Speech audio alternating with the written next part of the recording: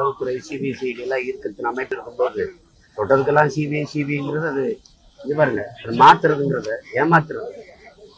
இதுவரைக்கும் மத்திய புலனாய்வுத்துறை விசாரிச்சு எதை சரியா சொல்லி இருக்குது கொண்டு வந்திருக்கு. இது நம்ம மண்ணின் மகனுக்கு நடந்த கொடுமை நாமளே விசாரிச்சு முடிவு காண்றதும் சரியா இருக்கு. அது மத்திய அரசுக்கு அவனுக்கு என்ன, என் தம்பி ஆம்சாங் உயிருக்கு அவனுக்கு என்ன கிடையாது.